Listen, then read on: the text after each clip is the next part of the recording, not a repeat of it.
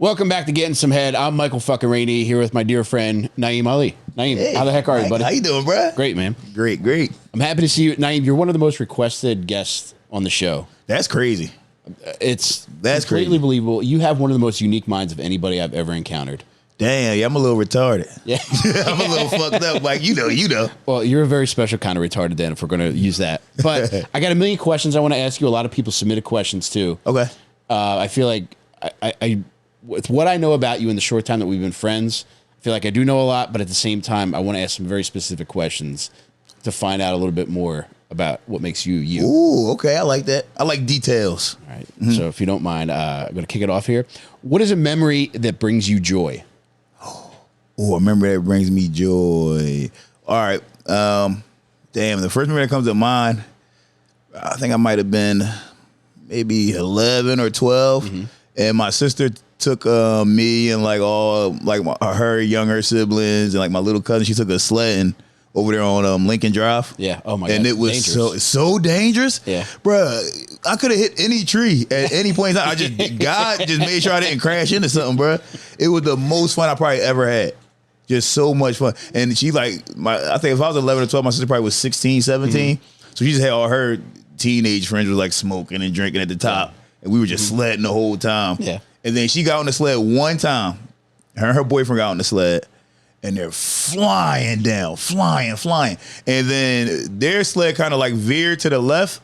And it hit like a snowbank. Boom. And flew up in the air. And bro, when I say like my sister's whole body, she did what you supposed to do. She did what you supposed to do when you go fly in the air, bro. She went limp like a motherfucker. She went so intentionally. Yeah. Like I asked her, like, yo, did you get up her? She was like, yeah, if you tense up, you break a bone. And she went limp like a motherfucker. And her knee came up on its own and hit her in the eye. Bow. And then she just fell and slid down the fucking. I'm like, yo.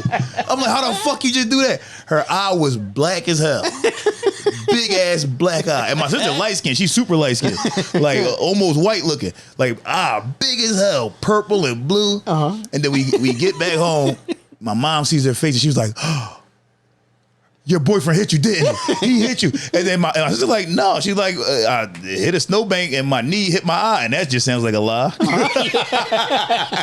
So my mom called me like my little sister. She's like, well, what really happened? Did her boyfriend hit her? Did Adam hit her? And I'm like, Adam was my family Muslim. My sister was dating a Jewish guy at the time. Uh-huh.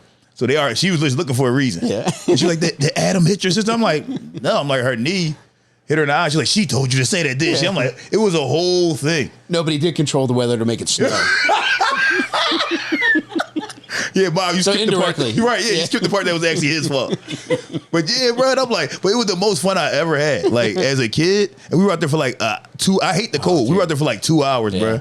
Like, it was so much fun. Me and my sister, I bring it up to her like probably once a month. Like, we went sledding that time. We got to do that again. She's like, yo, we're grown as fuck. You know, we would break every bone in our body then. I'm like, you're probably right. You're probably right about that. But no, it was so much fun. Oh, that's such a nice memory, dude. Mm-hmm. Do you have a favorite book? Oh, yeah. My favorite book is The Celestine Prophecy. Okay. That's my favorite. You should read it. I remember, I got a copy of it, but I never read it. You should read it. It was, who recommended it? I might have seen it. Do you know like a self-help guy named Wayne Dyer?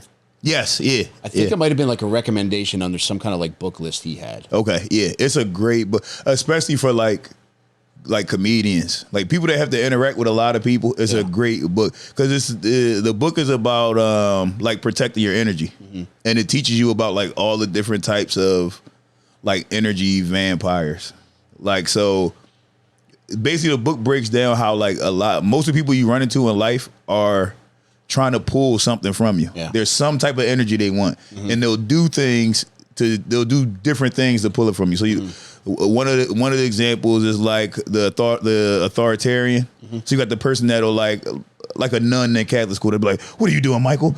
Did you finish your work? Are you?" And all they're doing is like rattling you, and now they're taking that energy from you because you're just giving it to them because you're shook. Yeah. Then you got people that act aloof, and they'll make a mistake, or not even a mistake. They'll do something on purpose, and they'll be like, well, "Why'd you do that?" They'll be like, "Oh, I don't know. I didn't even know that. I didn't know I was doing that." Yeah, and they knew the whole fucking time what they was doing, but now they're pulling that energy because now you're angry with them, or you're just showing them more attention. And then what was another one was Like the people that like down themselves to you all the time. Yeah. So you compliment them. Yeah. I just suck. Life's just hard. I'm just ugly. You be like, and what you should do with that type of person, be like, all right, yeah, bitch, you suck. Get the fuck away from me then. All right, you ass. Why you talking to me? I don't talk to people like you. If you think you suck, go over there. But it really just shows you how to interact with all those different type of people. And it works. It works every single time. Yeah, I definitely got to read that. I feel like I'm getting better at like protecting my energy with people, and that's part of like why I just like staying back here all the time. Yeah, it's like I don't bother anybody. Nobody bothers me. I can kind of do my own thing, but then there's times where I realize like I definitely need to interact with people, so I got to go outside now. For sure. And I don't think I've ever. I'm not to the point yet where I think I can go out, navigate the world, and come back, be like, man, that was fulfilling. Right. There's always something that I'm going to think about, like, fuck, I shouldn't have said that, or I misread that situation. Oh, of course. That's honestly for me, that's the hardest part about being sober for me. Is because in my mind, I'm like, all right, but when I'm sober, I'm gonna be perfect. But then the days or the weeks or the months when I'm sober and I fuck up, I'm like, bro, you just missed the mark. Like, what the fuck was that? How'd you do that? Yeah. And sometimes I feel like sober me is moving and thinking too fast, and I'm crushing this guy's spirit, making this guy laugh, hurting this girl's feelings. Fucking, I don't know, saying something rude to this person by accident. And then I come home and I think about it, I'm like, damn, I didn't realize I did or said all that shit. Now, drinking, smoking me is doing all those same things probably even worse, but I'm just not thinking about it. Yeah. It's just a thing where it's like, well, today was today, you know? When last weekend when we were in Mississippi, like that's something that I was conscious of the entire time, because at Porch Fest, it's so much fucking fun. It is. It's everything, so much fun. Everything before it, after it, during it, everything is so much fun. But the one thing I really have a lot of trouble with is being in that situation where it's like you're just in the midst of a lot of people. Yes. And it's like there's no green room, there's no place to go hide and back away from people. No. And I really became self-conscious that anybody that I spoke with was really felt like I might have been annoyed with them or trying to be evasive. I'm just uncomfortable in large situations like that. And I feel like I'm bouncing off the walls, going for walks, coming and sitting in the van. Yeah. I was so happy when you came and sat in the van, bro. I was like, all right, Michael, my time. Because like you said, it gets overwhelming. Yeah. And then there's only but so many times you're going to have the energy to have all these conversations and still be funny and, you know, still interact in a normal way with people. After a while, you get burnt out. And then especially if you got to perform afterwards, you're like, yo, I got to save some of this. Yeah. Like, I can't just give it all out now. When you came in that van, I was like, all right, I'm not weird. Dude. I was like, I'm not weird. And people kept asking, like he's in a van. It's like, yeah, I get it more than anybody else. Yeah, you're in a van, because it's like you have to. In a situation like that, I feel like, you know, you're going to have a lot of one-to-one conversations, but in order to have that many conversations, you have to have a certain amount of energy to expel. Yes, yeah, you have to. And I'm kind of new to this. Like, I've been doing comedy for 5-6 years now, and I'm still not used to just talking to a bunch of people that already know me, but I don't know them. Yeah. So often I'm surprised, and then it makes me feel bad. Like sometimes when people come up and they're like, "Yo, so how's your son doing? How's Eastside doing?" Or and they'll say somebody's name in my life, and I'm like, "Bro, I don't even know your name." Now I feel bad because, like, bro, I should know more about you. You know all this shit about me. Yeah. And then shit like that makes you go sit in the fucking van. Sometimes, like, bro, I gotta get the fuck out of here, because now I just feel like an asshole. Yeah, dude, I get that 100%, and I feel like anybody that has time for me, I want to have at least the same amount of enthusiasm to talk to them. Yes. And I think that's why the idea of like protecting your energy is even more important. It's so important. Even it's like so important. leading up to something like that. Like for me, the older I get, the more I realize it's like I have to prepare to be around people just because I want to be as present as possible with them. Yes. Yes. And it only takes one fucked up interaction to ruin it with somebody. You could do one thing. I remember this one time I was taking a nap, and I might have been, I don't know, I was home from college. It had to be after my freshman year, so probably was 18, 19, something like that. And I'm taking a nap at my mom's house, and I had just met this girl, like she lived around the corner from my mom's house. I probably met her a day or two before. And she constantly would call me. She was like I said, we only been talking for maybe 2-3 days. She just kept calling. We would talk. There's one day I'm taking a nap, and she kept calling my cell phone, kept calling. And you know how it is when somebody wake you up out of a nap, bruh. That's the meanest version of me. Like, don't do that to me. You see what I'm saying? And I picked the phone, said, "What, bitch? Stop calling my fucking phone." Freaked out. And then, like, hung up on her. And then when I woke up, when I went back to sleep, woke up, and I was like, "Oh, what the fuck did I do?" And then I called her, and she was like in tears and all fucked up about it. And I'm like, Now, to me, it was like, yeah, I just was tired. To her, she was like, "You hate me, and I don't know why. Yeah. Like, what did I do to make you say all of that?" And no matter how much I said, "No, I just was asleep," and you just kept calling. I'm sorry. She was like, "No, you honestly just don't like me or something. Because what the fuck was that?" Yeah. And to this day, that bothers me because it's like, damn, that was a situation that I ruined. That to this day, that girl, if she sees me, she's like, "Oh yeah, he's mean as fuck." Yeah. I'm like, "No, I'm just sleepy." Yeah. Sometimes you're sleepy, bro. You could be sleepy. It's okay to be sleepy. And here's the thing. If I didn't answer, don't keep calling over and over and over again. Unless it's an emergency, it's an emergency. All right. And you obviously thought highly enough of her to answer. Yes. Yeah. Out of my sleep. Woke up out of my sleep. But I didn't say the right thing. Right, yeah. I answered, "What bitch?" You can't answer your phone, "What bitch?" To a girl you just met 3 days ago that you actually were interested in. You know what I'm saying? It's crazy to do. "What bitch?" That's crazy. That's a crazy way to answer the phone. Dude, that's a big reason why I like communicating with people through email or like, social media messages, because like I feel like I'm the most attentive version of myself, and I can carefully measure like their words and also carefully measure mine. And say things exactly the way that I want to say them, because I feel like Will Smith. Even though I'm getting better, what's that? The Will Smith. What is that? You realize how recently how he speaks so slow, and he's carefully choosing. He does. Okay. He said that he does that because he's made so many mistakes talking to people. So he says he wants to get the exact thought out the exact way it's in his head. He doesn't want to. He doesn't want to be dishonest in any way. Yeah. Well, I'm glad he figured that out now instead of back then, because if imagine the cab fare if he'd have been like, "Yo, Holmes, it's in Bel Air."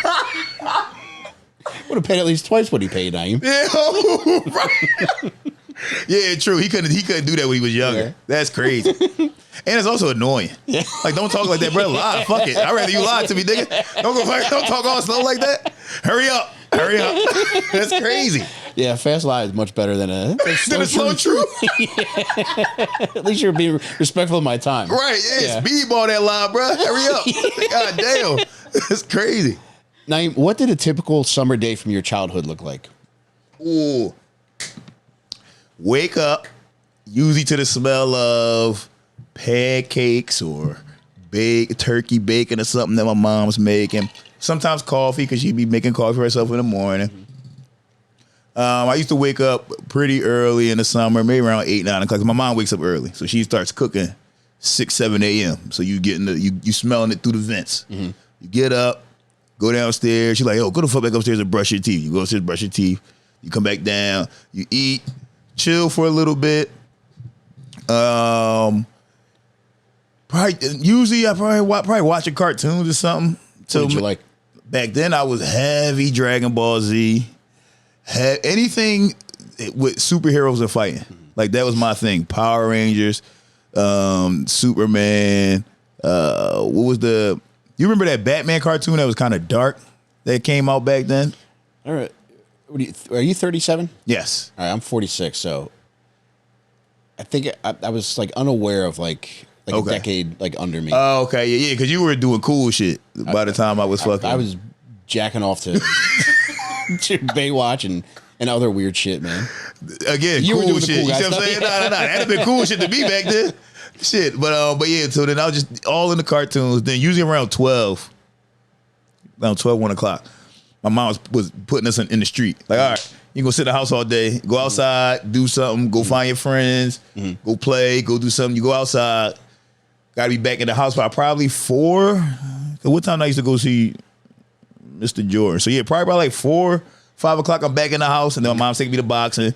Go to boxing, train for 2 hours, come back, take a nap, probably watch a movie or something, with the family, with the siblings, with my mom, and then play video games. Play video games till midnight, and start that shit all over again. Did you like that kind of regimentation? it wasn't really regimen. It was just like a fun shit. Yeah.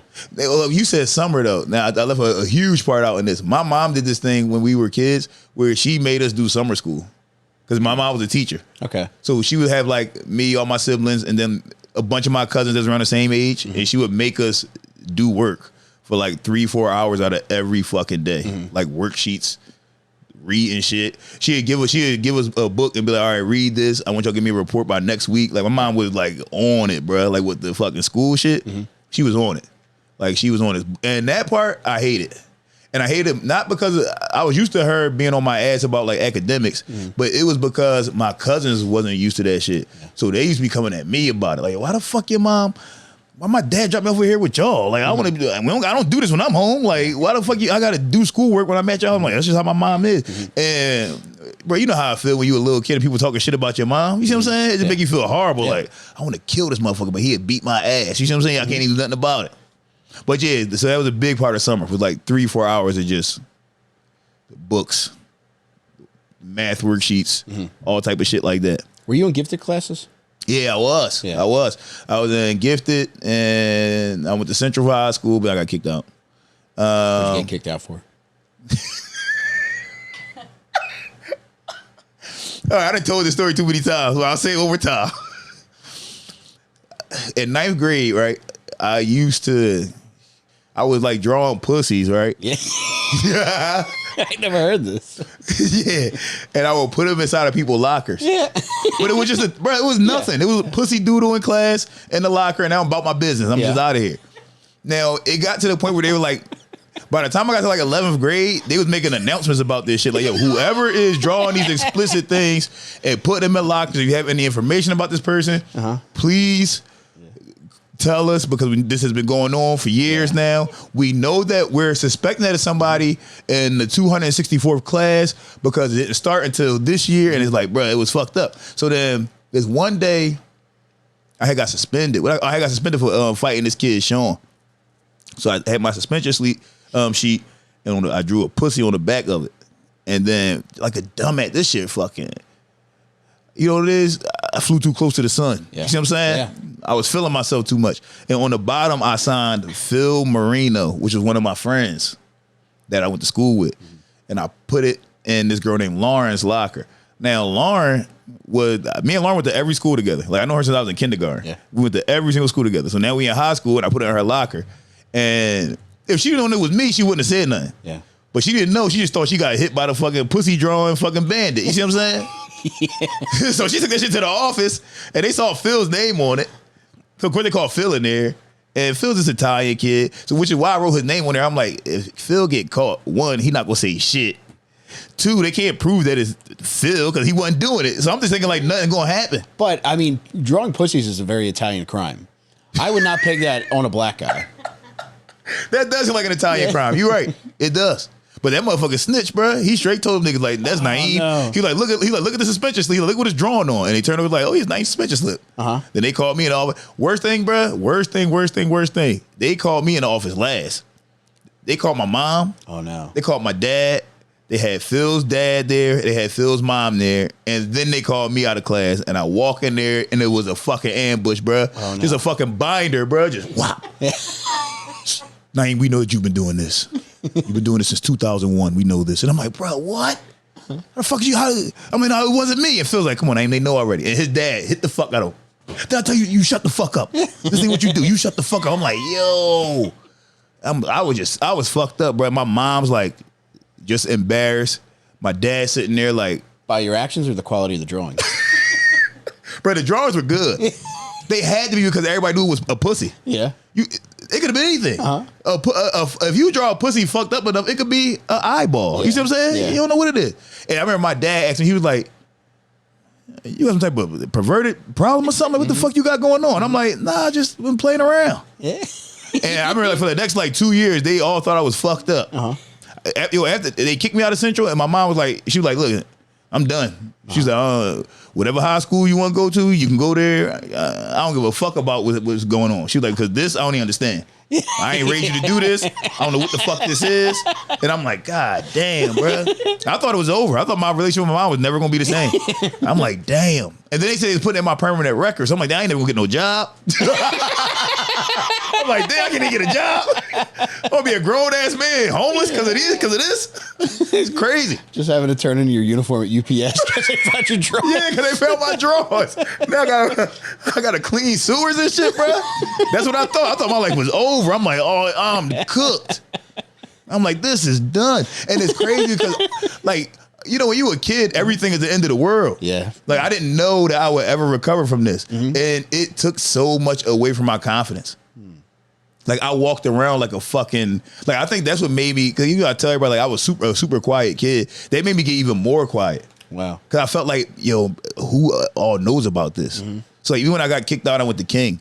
When I got to King, I still was like, do they know why I got kicked out? Like, does anybody know? So I was just afraid to say too much. I didn't play around it and joke around. Like, it fucked me up for years, bro. Did any of those kids know that you were the Pussy Zodiac? No, at the new school? Yeah. No, nobody knew. I lied and told all them I got kicked out for fighting. Yeah. I was like, I beat a couple niggas up. You saying? And it was a bad school, so I had to lie.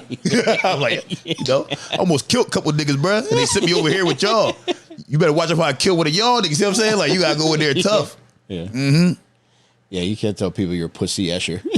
No, bro. No. It's so, you don't want your mom and your dad seeing that type of shit, bro. And Phil Marino's dad, too. And Phil Marino's dad. Yeah, come on, bro. I like that he was riding, though. I like Phil Marino's dad. His dad hit the fuck out of him. He was mad that he told on me. Yeah. Because here's the thing. The only reason I got kicked out was because that was my third suspension. Oh, no. Phil would have just got suspended and been back in school. I got kicked out because that's my third one. So like, come on, bro, you could have took this case from me. We'd have been good. Yeah. Crazy. How far into high school were you? That was 11th grade. Yeah, that was, I got kicked out in October. Oh, geez. Yeah, because the football season had already started.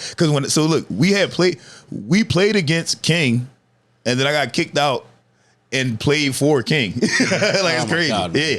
They was like, yo, dude. They're like, ain't you the boy Naeem that we just played against 2 weeks ago? I'm like, yeah. Yeah, they sent me over here now, bro. Naeem, can you tell me about your favorite relative? Oh, I hope don't let them see this. Okay, I know I can make this way better. And this is everybody's favorite relative in my family.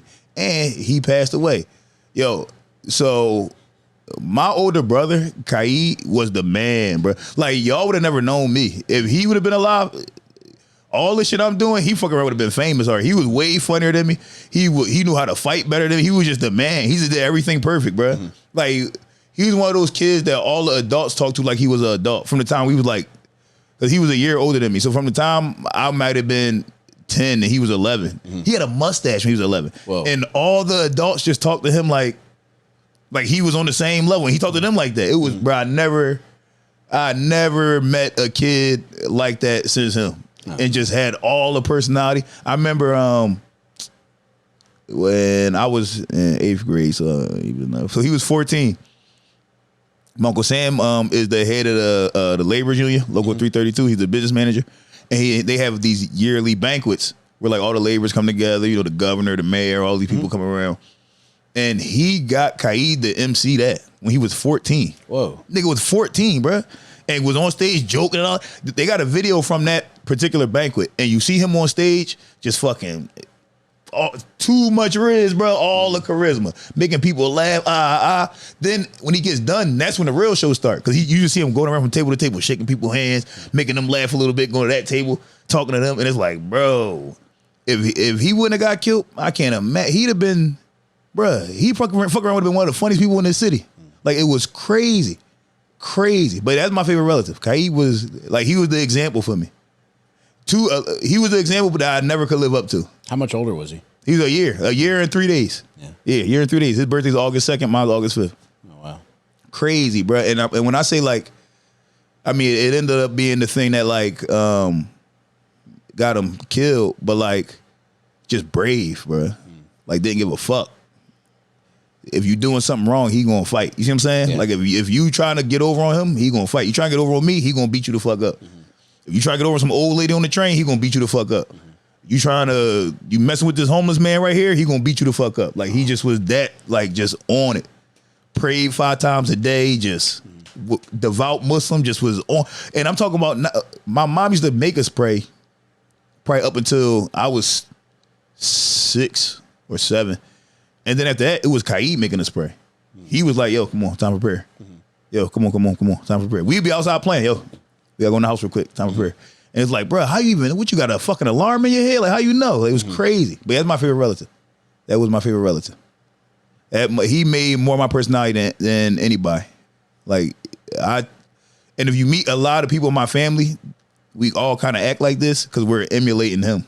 Oh, that's interesting. Like, we're trying to be that. Yeah. We're trying to be as good a person as that guy was. When he found out I was smoking weed, he beat the fuck out of me, bro. He was like, you doing what? He was like, yo, you know what God blessed you with up there? You doing what to it? He freaked out. Did you know that he would react like that if he found out? No, I thought he'd be cool with it. Because some of his friends was like street guys. But to them, it was like, yeah, they not my family. Like, you my little brother. Like, they can do all that. You not doing that shit? And he didn't smoke, he ain't drink, he ain't do none of that shit. So it was like, he just was on it. He got killed in 2004. He was 17. Oh, I'm sorry, man. I mean, it's been 20-something years now. I mean, still, it's time where it still hits me. But I like to think everything happened for a reason. You see what I'm saying? Like, I like to think that I like to think some people too perfect for the world. You feel me? Like, my dad used to always say, my dad died in 2021. He was 86 years old. Full life. Like, full, like, I couldn't even be sad when he died. Like, bro, you did everything. Yeah. And he used to always tell me, though, like, since I was a teenager, he used to always say, like, see, that's why you gotta do one bad thing every day. You gotta do one fucked up thing every day. Because God only take the good people. You see what I'm saying? If you keep doing fucked up shit, you know you got something you gotta work on. So he'd be like, you gotta go outside, you see a little kid like, young boy, you ugly as shit. Look at you. You ain't never gonna be shit. He said, then go on about your day. He said, don't do nothing else bad for the rest of the day. He said, you did your one bad thing. And it's true, bro. I'd have died years ago, I'm telling you. I do something fucked up at least once a day. Maybe twice on a Sunday. You feel me? That is the truth. If you think of the most fucked up person you know right now, there is no chance they're gonna die young. Oh, fuck no. Look at how all the crackheads, bro. Yo, all right, any of my family, y'all see this, don't be mad, you know what I'm saying? Don't be mad about this, because it's the real shit. My Uncle Daryl, a crackhead. He just had prostate cancer. Guess what he did 2 days ago? He rung the bell because he beat cancer. He been a crackhead since 84. Like, nigga, how do you even afford chemo? You ain't got no insurance, you ain't got no job. What are you doing? You doing shit that I never thought you could do, bro. That's crazy. Off of crack, nigga, that's crazy. That's crazy. I don't get it, bro. I don't, but my dad, right? You gotta be fucked up. When you perfect guy, like, all right, you served your purpose here. You smoke some crack, bro, you gonna be 90. I'm telling you. You're gonna be ringing that bell. Yep, you ringing that bell. You beating that cancer, I'm telling you. I'm telling you, yo, that's how it go. Cause like a lot of shit I hear about my dad, he was fucked up. Which I don't even blame him for, because the way he came up was way different. He was born in 1930s. I don't blame him for that. That was a way different time. But I think he was right. My dad beat cancer 4 times before the 5th time it got him. But he was 86 at that point in time, so fuck it. Pretty good. He quit smoking cigarettes and stopped drinking when he was 77. Wow. Bro, that's crazy. They had the nerve in hospice on his deathbed to be sitting there talking about something. Son, I don't want you to live like me. You don't want to end up like here like me. I said, Pop, if I can pull off living like this until 80 something, bro, you out your fucking mind, bro. You my example, nigga. You fucked up. You fucked up. You the example. It's crazy, man. I'm telling you. You might have to take this speech into high schools and tell kids, look, man, make this a TED Talk. Do one fucked up thing so you don't die. I'm telling you, all the most fucked up people all right, put it like this. The super fucked up people do die. Like, I know people like from my old neighborhood that was like killers and shit like that. They in jail or they dead, all of them. Like, there's no escaping that type of shit. But like anything under that, do it, bro. Go steal something, nigga. Do it. Go do it, bro. Fuck it. Smack a lady. You know what I'm saying? Go crazy, bro. Go wild. Yeah. I mean, at the very least, I think you should compile a list of like minimally fucked up things that people can do each day. Yes. To just ward off that. Yeah, just to ward it off. Yeah. Just like, all right, look, don't go past this, but you can't go below that. Yeah. And I like telling a kid he's ugly. You got it. That's one of them. Because some kids need to hear that. And it's okay because they're going to get older one day and might not be ugly. You see what I'm saying? Yeah. And just making them more aware of their fucking physical appearance. So is it really bad? You know? No, I mean, you're setting them up for success later. Yes. Who is the baddest kid in your neighborhood? Oh, I was just talking to my mom about this shit. She told me, let this shit go. I ain't never letting it go. Fuck this nigga. Christopher Hill. Fuck Christopher Hill till I die, nigga. Dog, if I ever see this nigga, I'm beating the fuck out of him on sight. I don't even know what he looked like. I ain't seen niggas since I was like 10. If I see this nigga, I'm fucking him up. This motherfucker choked me till I almost passed out because I was talking to Shannon Williams, bruh. Stop hating. You see what I'm saying? With your own hoes, bruh. I was 6 years old. He was in first grade. Nigga choked me over a girl. Was it in front of her? Yes. Oh my God. It was in front of everybody. Yeah. It was in front of the whole neighbor. Everybody saw it, bruh. And he was just choking me. And I'm just, he had my head up against the window. And I remember just thinking like, yo, they just gonna let him kill me? Yeah. I'm like, nobody gonna stop this? Nobody gonna stop this. That's when I first realized that that I'm supposed to use my boxing outside. Yeah. Cause he choked the fuck out of me, and then Mr. Gerald came and grabbed him and was like, get the fuck off. And then he separated us, and I was just crying, and I ran off in tears, ran home. And my mom like, what happened? I'm like, nothing. And then right before I walked in just now, I was telling my mom my mom didn't know what happened until just now before I walked in. I was on the phone with my mom, and I'm telling her like, yeah, remember that day, mom? Like, Christopher Hill choked me on the fucking. She was like, I always hated that little nigga. I'm like, right? Always a piece of shit. And he was older than all of us, but he used to hang with us. Like, okay, nigga, get the fuck out of here. What you over here with? And you trying to talk to Shannon. Shannon's 6 like me, nigga. Go talk to a 9-year-old, you fucking pedophile creep. Like, what are you doing? It had choked the fuck out of me on the fucking window. Did he have you off your feet? I think so. I'm pretty sure I was off my feet because it did feel like I was hanging. It felt like I was hanging, bro. God, and there was nothing I could do. Like I tried to go fucking 2-on-1. That didn't work. Yeah. I went 1-on-1 with the arms. I couldn't get it up, bro. He had me. He could have killed me, bro. He could have killed me. He choked me so hard that I was legit about to pass out. Like I could not fucking breathe. Yeah, and I was legit about to pass out. And you know what he said? He said, and listen, and this on me, on my kids, on whoever the fuck. He said, stay the fuck away from Shannon. Me and her already fucking. I ain't know what fucking was, bruh. I'm like, y'all doing, I'm like, what are you hitting her? What are you saying? What does that mean? What you mean y'all fucking? I ain't know what the fuck he was talking about. I'm like, what are you beating her up? Why? Don't hit her anymore. Stop this. I ain't know what was happening. Had me all fucked up. Oh my God, Naeem. Have you kept tabs on what he might be doing in life? Yo, we looked him up. I think he might be dead. Yeah. You know what I'm saying? I think he might be dead. We looked him up. We saw some obituary shit. But his name is so common that it might not be him. But shit, to me, it better be. You know what I'm saying? Yeah, good to think that. Mm-hmm. What has been your favorite job? Ooh, all right. Yo, outside of comedy, the best job I ever had, I had a job doing email compliance, bro. What is that? You just go through everybody's emails and make sure ain't nobody saying inappropriate shit. Whoa. It's the easiest job in the world. And guess what I did? Fucked it up because I just stopped checking the emails. And they fired me. And it was like I was doing that job along with my normal daytime job because it was a remote job. Yeah. Nigga, $25 an hour. Whoa. Bro, all you gotta do is check emails. Like, all right. And here go the thing. They got a system in there that checks for like curse words and inappropriate things. So all you gotta do is click the thing to check it for you. And then you look, you're like, all right, next email. But there's thousands of them. Mm-hmm. And after a while, I just was like passing everything. Like, all right, all this shit good, bro. I ain't checking these bitches no more. And then probably 4 months in, they called me off and was like, yo, you let every email through, bro. They was like, there's so many complaints. What are you doing? And I'm like, all right.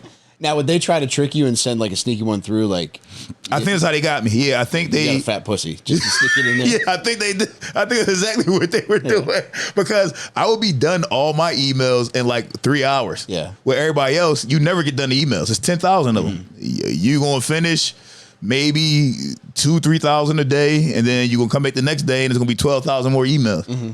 So I think they were looking at like, how the fuck is he finishing? How's he going through all of them? And it's because I just kept clicking the button. I was doing my other job where I'm editing videos or I'm making clips for comedy and shit, and I'm just doing this shit the whole fucking time. And they fucking fired. How did I fuck that up? Email compliance. No, I get it. It's no easier job than that. I think the easier a job is, the more inclined you are to fuck it up. True. Yeah, because you're going to take shortcuts. Mm-hmm. And you also going to think it's not that important. Mm-hmm. And then my brain plays this dumb game with me where it's like, bro, they know you're not doing this job. They just pay you because they like you. Yeah. And it's like, nah, nigga. Ain't nobody doing that. Fuck you thought you was.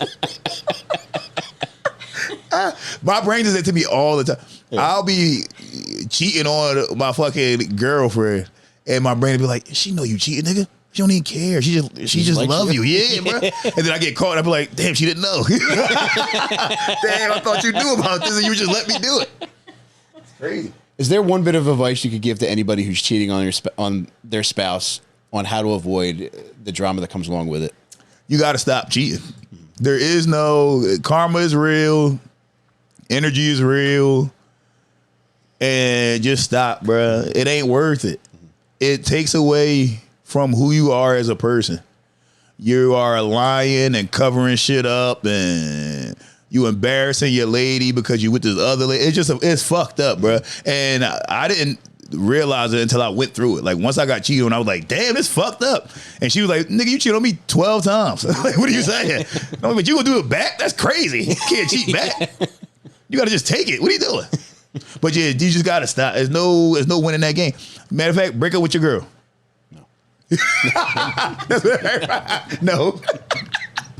Yeah, somebody would say to me, I'm like, what? Mind your business, nigga. No, I'm not breaking up with my girl. But yeah, I mean, that's the only thing you can do is maybe ask for a break up with her. But yeah, outside of it, you can't do. It's not even worth it to do. Mm-hmm. And what are you, fucking lover boy? You want to talk to girls all day, nigga? Chill. Fucking you gay, nigga? One time you talking to girls all day? What the fuck are we doing? Girls don't help you. You can't get shit done talking to a side bitch. You see what I'm saying? Your main girl be helping you do shit. Your side bitch just is a bullshit lady. She not doing shit. Mm-hmm. She just wants you to do shit for her and fuck her. And they're like, no. You don't even help me make no money. You see what I'm saying? What are you doing? You making me lie to my wife. Why making me lie to my wife? You see what I'm saying? Yeah, no, you got to stop. You can't do it. Now, if you're young, if you're a teenager, cheat, bro. Mm-hmm. If you in high school, cheat. You're not going to marry that bitch no way. You feel me? Mm-hmm. If you in college, cheat, bro. Because even if you end up marrying her, she going to forgive you. She'll forgive you. Now, once you get out of college, you got to stop. Once you're out of college, you can't cheat no more, bro. You got to chill out. Because after college, there's no excuse. There's no more, what? I'm just immature. I used to use that one all the time. Oh, you know what I used to use all the time? I used to say that I'm immature and maybe you just too good for me. That's my favorite one. Maybe you're just too good for me. I mean, I just don't deserve you. Again, yeah.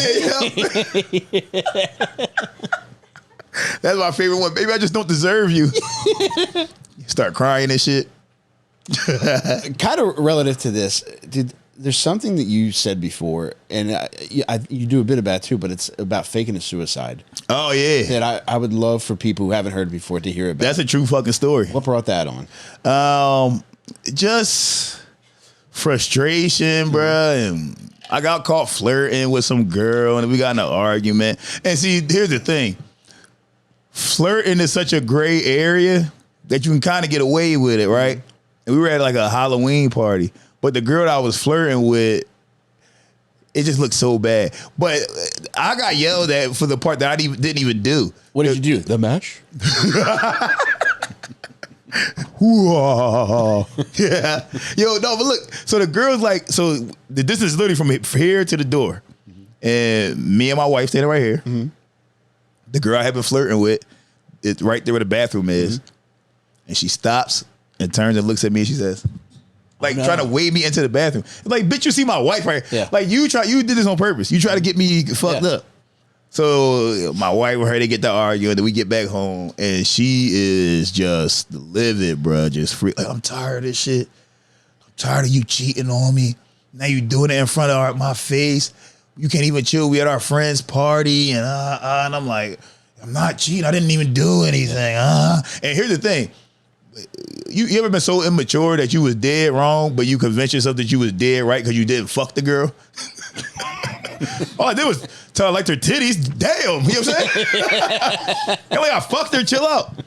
Listen, I thought she was tripping. I'm like, yo, you tripping right now. I didn't do nothing. Like, chill. And she just kept going. I was like, you know what? Fuck all this. And I fucking made a beeline for the bedroom. Storm off. Walk in the bedroom. I close the door, slam that bitch and lock it, and I just let that thing go right in the air. Bow! And I fell on the ground, dog. I just fell the fuck out. But here go the thing, bro. At that point in my life, I really did feel suicidal. I was like, yo, I hate my life right now. All I do, because I was what? I got married when I was like 27 or 28. So that's young as shit to get married. And all my friends was going out fucking bitches and just partying and shit. So I was like, I'm all just a family man. How the fuck am I in this predicament? I'm married with 2 kids and I'm fucking 28. What the fuck am I doing? So I was super suicidal, but not really, because I'm a bitch about that type of shit. So when I grabbed the gun, I went like this and I was like, oh no. I'm like, oh, that's gonna fucking hurt. Fuck that. Bow. Shot that bitch out right in the air. And then fell. And then she was just outside the door crying. Oh my God. Were you smiling at that point? I was smiling. I was like, oh, look at Della. She's so fucking sad. Look at this. You know what it was? She was so distraught. I was like, oh my God, I didn't know that she loved me this much. Like, she was so fucked up. Yeah. Like, she was like hyperventilating and shit. I'm like, she loves me so much. It made me wish I never had done any other shit that I did. I was like, damn, I wish I didn't know that she felt like this. Did you think about in a ghost voice saying, you're too good for me? Just start haunting her.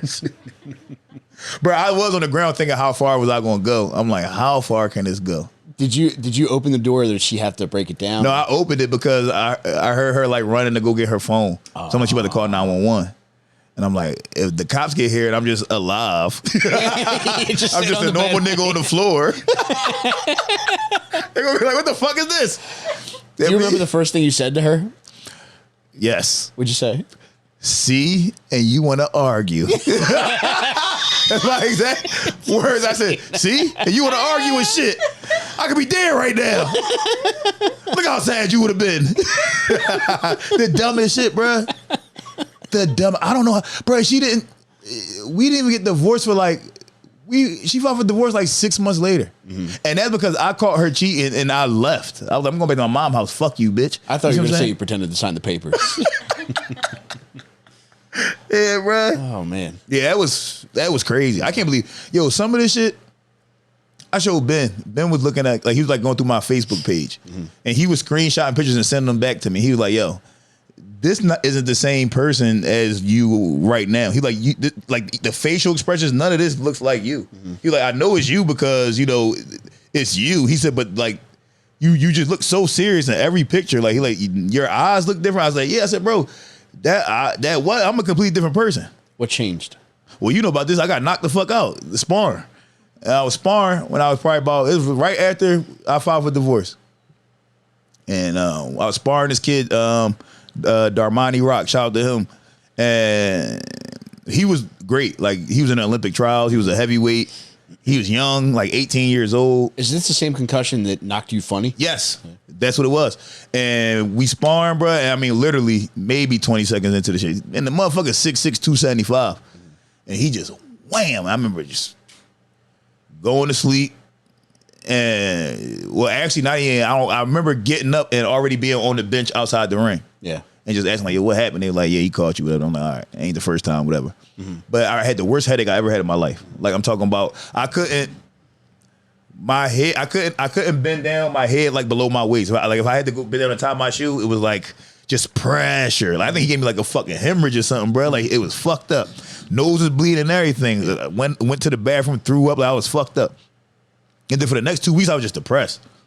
Just quiet, depressed. I remember I used to go to my homies, because when I had moved out of me and my ex-wife's house and I was living with my mom. So whenever I wanted to smoke or drink, I would go to my homie's crib. I remember just sitting on his balcony one day, just smoking the backwood, just like, damn, I ain't shit. I'm like, I'm getting divorced. I'm about to be 30. Back in my mom's house. Can't even protect myself from an 18-year-old. You know what I'm saying? Like, you get knocked out by a teenager, you're like, what am I? I'm not a man. I can't be a man. Like, and I'm just depressed. And then I don't know. I think it not only fucked my brain up. I think it like stripped my ego. Cause I used to think I was tough. Like, if you look at a lot of my old pictures, like, I thought I was a tough guy. I thought that I can handle any fucking thing. And sometimes you think you tough because you broke and you've been through a lot of bad shit and because you know how to fight. That shit don't make you tough at all. And I remember just like all that being stripped away and just having to be me. It's like, well, I'm not no tough guy. Jesus, dude. I'm a guy that has a lot of weird, random, crazy ass thoughts. I've been through a lot of weird, random, crazy shit. I'm naive. You see what I'm saying? Like, it's just, that's just who the fuck I am. And but yeah, like I think it just stripped my ego and recalibrated some shit up there. You know? Jesus, man. Yeah, it's crazy. Have you ever talked to him about this? Who, Darmani? Yeah. Fuck no, I never get that motherfucker that type of glory, nigga. Fuck no, you ain't make me. My damn dad made me, nigga. No, I ain't telling him that. I hope he don't hear this shit. I pray to God he'll hear this shit. Darmani, Naeem's being, he's not being truthful here. I think you need to give yourself a lot of credit for you're causing personality transing. He is. That's how hard that nigga punch. That's how, yo, you know the funny thing? My sister said, she was like, what did you run to him again and he hit you again and you be quiet again? I said, oh, fuck. Yeah, you got to run. I got to run. Yeah. That was him again. I got a haul ass. He could ruin my comedy career. With one punch, like, all right, nigga, back to quiet. You know what I'm saying? He should consider, you know how people do life coaching? Mm-hmm. I think this is like as good of a testimonial as he could hope for in like personality coaching. And he'll beat the living shit out of you to make you whatever you want to be. That's true. Yeah. He could do it. Listen, he changed his lives. I'm telling you. From my own experience, he does it. It's crazy, bro. Naeem, can you tell me about your experience in college? Yeah, I went to Kutztown. University. I wanted to go to the Army. Crazy thing, didn't know this. If you got severely bad eczema, you can't go, especially back then when I was going because they was during the Iraq War. And they said that I would have dried out and fucking died out there, bro. Yeah, I tried to go to the Army. I passed the physical and everything. Like I like the physical test, all that shit, bro. I passed all that. Went and did the medical, the physical, and they was like, no. They like, you have severe eczema. No way in hell could you last in the fucking desert. And they try to like load you up with lotion or That's something? what I'm saying. I'm like, yo, y'all understand. Every morning I wake up, I lather myself in so much lotion to last me for the whole day. Yeah. I got this figured out already. And they was like, nah. Which I'm happy that didn't happen. Oh, yeah. Because I probably would have got killed or some shit over there. I didn't know what the fuck I was doing. Again, thought I was tough. I didn't know what the fuck I was doing. And then I was going to go to Temple. I played football in high school. I was going to go to Temple, but they weren't offering me like any money. I wasn't that good. I was a Division II athlete. And then a bunch of my homies were going to, then my one homie was going to North Carolina A&T. And we had went and visited there. It was this program they used to have in Philly. What was it called? Play It Smart. The Play It Smart program. And they would come get like the best athletes from like every school. They would take you on a college tour. Like they would pick a different state. Oh, so cool. we did North Carolina, and they took us to North Carolina A&T. And when I say, bruh, I fell in love. I'm like, yo, this school is amazing. You ever seen Drumline? Yeah. Drumline is based off of North Carolina A&T. Same colors, same drummers, all same mascot, all that shit. And it was just like that. The baddest black bitches I ever seen in my life. I'm so lucky I didn't go there though, because I'd have had 10 baby moms. So I'm so lucky I didn't go there. So then I didn't go there because my one homie wanted to go, but then I started thinking like, it's gonna be so much harder to get back home when I want to if I'm going to North Carolina. Yeah. So then I ended up going to Kutztown, where all my homies from Central, King, it's like everybody that I was already cool with went to Kutztown. So I was just like, this is just the easiest move, and it gave me a partial scholarship for football. Yeah. So I just went there, and Kutztown was fun. That shit was a lot of fun. Were you there all 4 years? Yeah, I went there all 4 years. Yeah, I went there all 4 years. Kutztown was a lot. It was so much fun. When I first got there, it was boring. You just used to like Philly life. Yeah. You up there in the country. Ain't shit really going on. Your freshman year, you don't really know nobody but like your little group of friends. But none of y'all know anybody yet. So, I mean, like first semester was kind of ass. But after that shit turned right up. It was fun. Some of the most fun years of my life. I ain't last on the football team. I wasn't shit at football up there. Like, that's why even now when people be like, oh, you play football at Kutztown, right? I be like, I was on the team. I ain't play. But yeah, that's when I first realized that I wasn't going to the NFL. I thought I was going to the NFL for a long ass time. How many practices in did you realize that? First practice, nigga, what? Yeah. What? First practice. They had this boy, this boy got kicked out of Penn State. Jeff Humphreys. Black boy, probably 6'1", 6'2", maybe 210, 215, some shit like that. And he was just mean, bro. He's just fast and strong, and black is the night, bro. I'm telling you. And this motherfucker, and I remember he played the same position as me. I played corner, receiver, punt return, kick return. And he played receiver at Penn State. But when you come from D1 to D2, you can do whatever you want. So he was playing all sides of the ball. And I remember the first practice, they put me back they put me on kickoff team, and they kicked the ball, and he caught that shit. And bro, it's one of those things where like sometimes in football, your teammates do this thing when you like the new freshman where they part the sea for you to see what you built like. You see what I'm saying? And he's running. And it literally was like everybody just stopped playing football. Everybody just stopped like this. And they're like, all right, let's see what Naeem can do with him. And me and him went head up. And when I say, bro, he just ran me clean. It was almost like he was made out of something else. Like, what you nigga, you made out of metal? How the fuck? What is you, a car? Like, he just ran me clean. And it's like he didn't slow down. Mm-hmm. Like, it was like my body did not impede his motion at all, bro. He just said, oh, bam. I'm like, I made the nigga go faster. You see what I'm saying? Like, he hit me and just boom. And I remember looking like, oh yeah, nigga, you ain't never going to the NFL. Like, this is over. Like, this is the end of it right here. You are cooked. You better get into the books because if niggas doing this and he not in the NFL, this college. You see what I'm saying? Did you stay on the team though?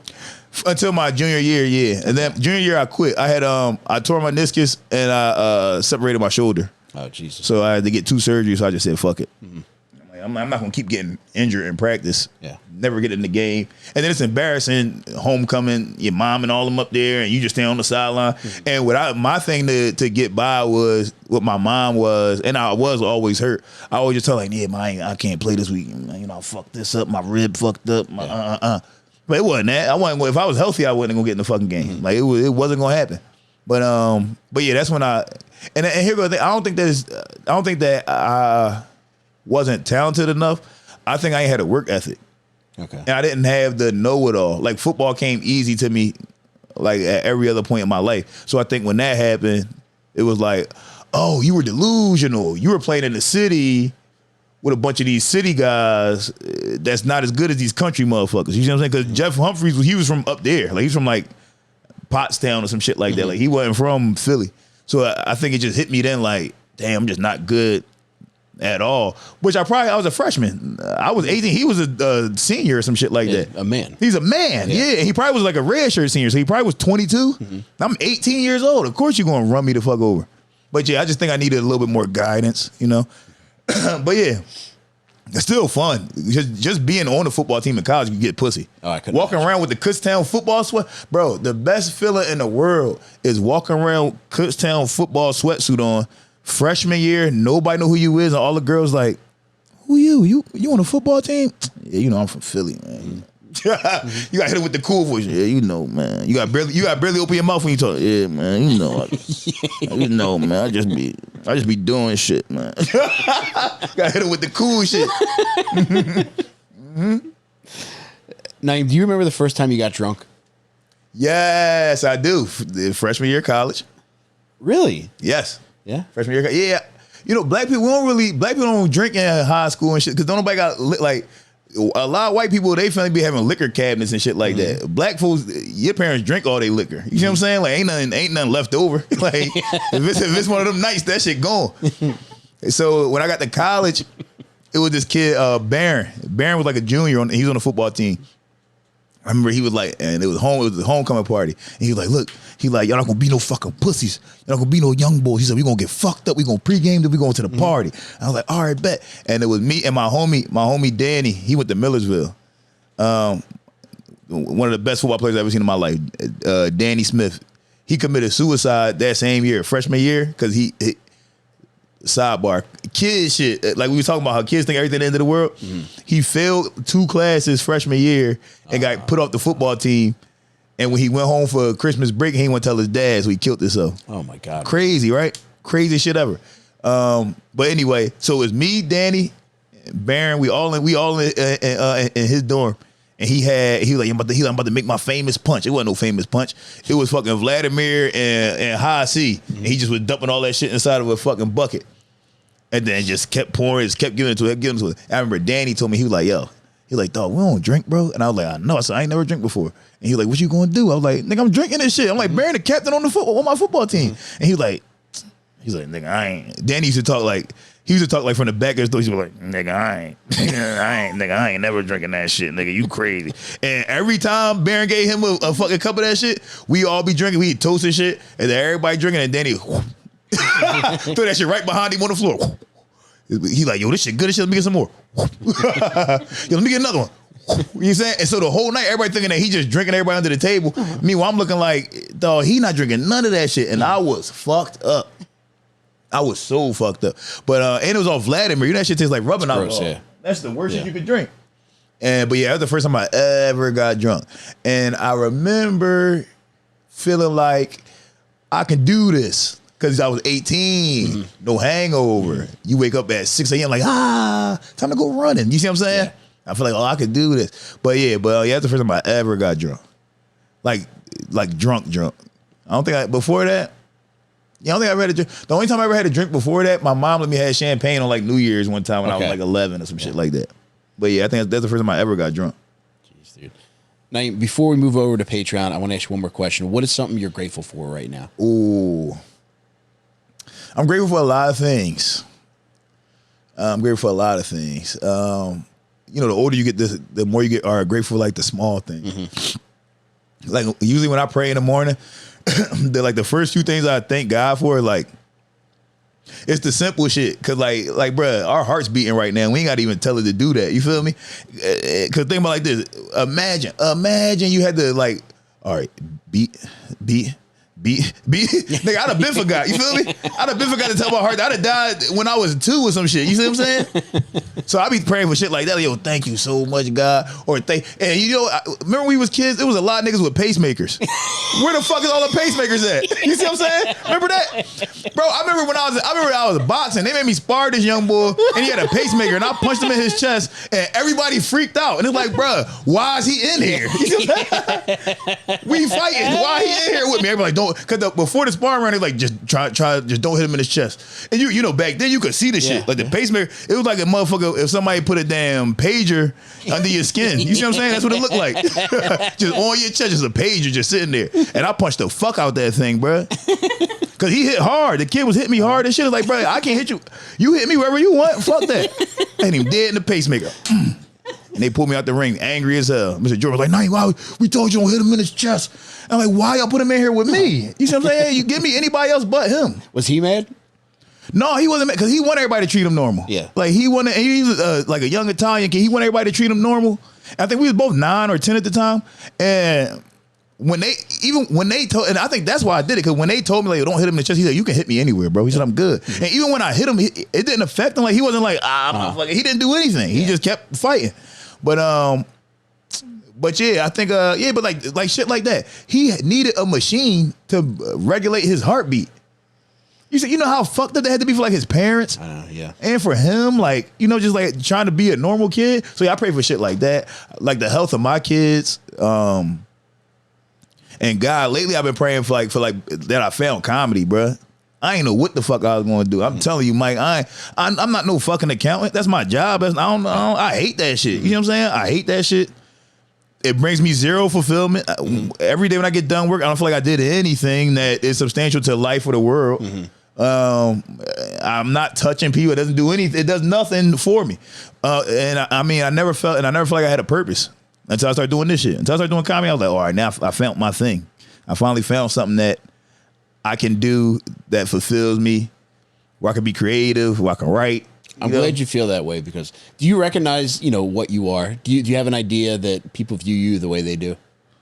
No, I don't think so. I think people compliment me a lot, but I'm not good at taking compliments. I'm hard on myself, and I know all the fucked up shit I did. So I might be something to some people in comedy or some shit like that, but in the back of my mind is like, I know people that's way better than me at all types of shit. I know people that's better than me at this probably, but just don't do it. Right. Or like I know there's people that might, if I took you one day and we went around like my childhood friends, you would be like, oh yeah, and you probably the 4th or 5th funniest one out of these guys. You know what I'm saying? They would have you in tears. I'm talking, yo, my friend Jared would have you, bro. Sidebar before we wrap it up. My friend Jared, the funniest nigga I know. Like on the spot funny. Like this one day we was walking and we walked past my friend Marcus' house. It's me, Jared, and Neef. Jared like 6'3", 260, some shit like that. Neef like 5'4", maybe 120, 130 pounds. And we walking past my friend Marcus' house. And somebody had bust out his windshield on his car.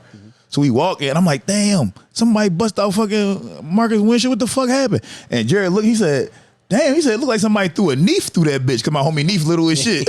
He said, it looked like somebody threw a knife through there, like he was a rock.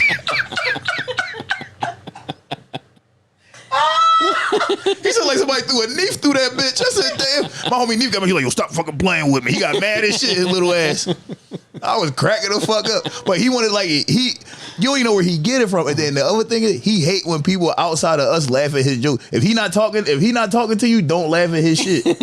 One time we was walking, he was telling me this funny ass story. Me and my homies rolling, and it was 2 white boys walking behind us. They started cracking the fuck up. Man, it was like 2 white boys and some girl, and they was cracking the fuck up. And he stopped mid-story, turned around, he was like, hey, yo, these jokes not for y'all, yo. This not for y'all. Don't laugh at my shit like that. I'm like, let me see nobody be stingy with jokes like this, bro. That's crazy. But yeah, but like, so like, shit like that. Like, I know people that's better than me at what other people think I'm good at. Yeah. And I mean, I don't know if they could do it on stage, but shit, in person they could do the shit. You know what I'm saying? But yeah, I mean, I'm thankful that people think that I'm good at something. That feels good. I like that people compliment me. That feels good. Some guy earlier today, I had put on Twitter how Charleston White fucking, why his ticket's $40 at Healing. What the fuck is this? And some guy was like, I mean, well, he's funnier, he's more popular than you. That's why. And I think I'm a real comedian, but I think to like somebody that's a real comedian and somebody that's like, no, I've been wanting to do this since I was fucking 10 years old. I think they'd have been offended by that. When I saw, I was like, yeah, you, I guess, nigga. The fuck that mean to me? I don't give a fuck. You see what I'm saying? I'm going to keep trying to be funny. That's it. That's all I can do. But yeah, but no, thanks for saying that though, Mike. Yeah. And anybody I know that excels in whatever field they're in has that kind of point of view. In that there's other people that are much better at this and that, you know.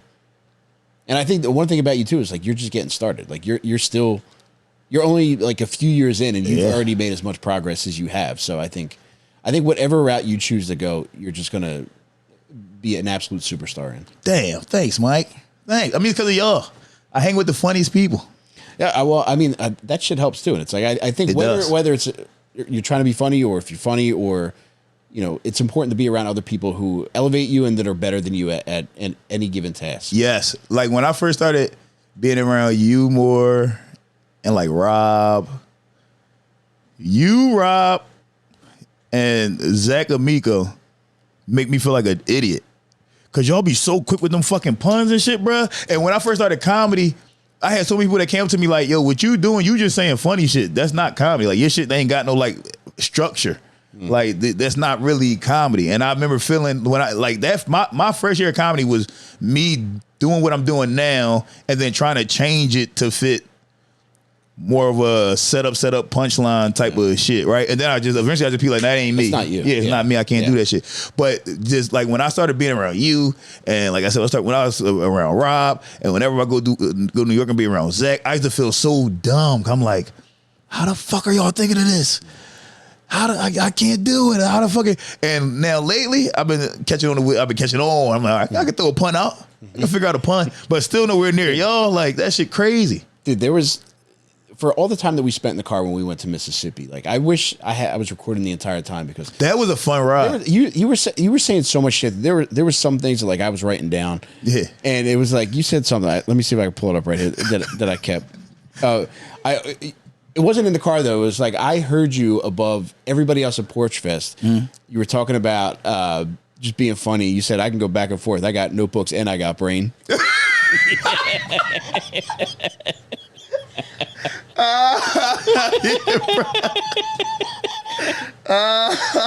Which is the truth. Yeah, man. That was a fun ride. Yeah, we should have recorded that. Yeah. Next time, any road trips from here on out, we got to make sure we got something recording and all that shit because it was so much funny shit said that now it's just going, it's just in the wind. But you know what? Sometimes that's the best. Yeah. Sometimes it's best to just let shit be in a moment and let it go. Yeah. Mm-hmm. Naeem, you are the fucking best, man. What do you want to promote before we go to Patreon? Check me out on Durag and the Deer Tag. Best podcast ever. Check me out on AO Actually. I just got to all the people that been asking about the Ramble. Yeah, I told y'all I didn't have a car. I wasn't able to go move around as much. Just got a car. So the Ramble coming back. And check out my Instagram for all my shows and shit. Do-Rag is the funniest podcast on the fucking planet. It's so much fun to do. It's so much fun to do. This is the thing, bro. We lucky. Yeah. We are so lucky. We get to hang with our boys Yep. and just make jokes. Yep. And just chill. Yep. It's crazy, bro. There's nothing like that. Like, I feel with all of us, we all put a lot of work into everything, but at the same time, I feel like I'm very lucky to be around so many funny people that I look up to. Yes. Yeah. And it makes every day like unexpected. You don't know what the fuck you gonna get. Yeah. Like, I never know what you gonna say next. I never know what Drew or Rob. I don't know what. Like, it's just those are the best conversations. It's hard sometimes to talk to people that don't do comedy because you know exactly what's coming next. Oh, I've had this bullshit conversation 100 times. Yeah. I know what you're gonna say next, bro. This is just the most fun shit, bro. I agree, buddy. And thanks for having me, Mike. This is so I much can't fun. wait to talk to you some more. And we'll be back with more Naeem on part 2 of this at patreon.com/gettingsomehead. And follow everything that Naeem does. Also, I want to thank everybody for pre-ordering my new book, Terrible Advice for Lovers. Listen, if you aren't aware yet, there's one very special incentive for everybody who pre-orders the book. On the June 3rd live episode of Dad Meet, I'm going to pick one person to go with me, all expenses paid, to Walt Disney World, April 17th to the 19th, 2026.